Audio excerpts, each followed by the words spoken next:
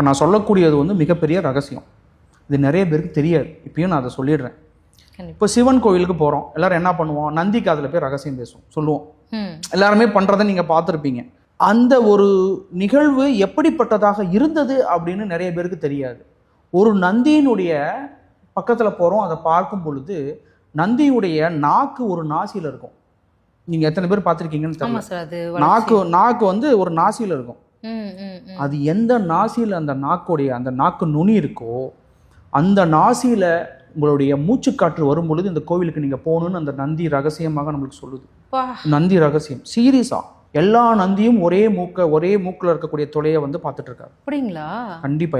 எல்லா நந்தியும் நீங்க பாருங்க. லெஃப்ட் ஒரு பக்கம் ரைட் ஒரு பக்கம் மாறிக்கிட்டே இருக்கும். அப்போ நமக்கு எந்த சைடு வந்து அப்போ நாசில வந்து பிரெத் போயிட்டு இருக்கோ அந்த டைம்க்கு அந்த கோயில் போகும். ஆமா. ஆனா மாறிட்டே இருக்கும் இல்லைங்களா? மாறிக்கிட்டே இருக்கும். லெஃப்ட் ரைட் மாறிக்கிட்டே இருக்கும். அது நாடின்னு சொல்லுவாங்க இல்லைங்களா? அதாவது பாத்தீங்கன்னா இடகலை பிங்கலைன்னு சொல்லுவாங்க. இடகலையில சில நந்தியுடைய நாக்கு எந்த பக்கம், அதாவது அப்படிப்பட்ட மூச்சு வரும் பொழுது நீங்க சிவபெருமான், அதாவது இப்ப என்ன சொல்ல வரேன்னா சிவபெருமானை எப்படி வழிபடணும்னு அவருடைய சாதகத்தார நம்மளுக்கு சொல்லுது. நாம போய் காதுல வந்து பேசிட்டு போயிடுறோம். நாம எல்லாருமே அதை நோட் பண்றது இல்லை. இது வந்து மிகப்பெரிய ரகசியம்.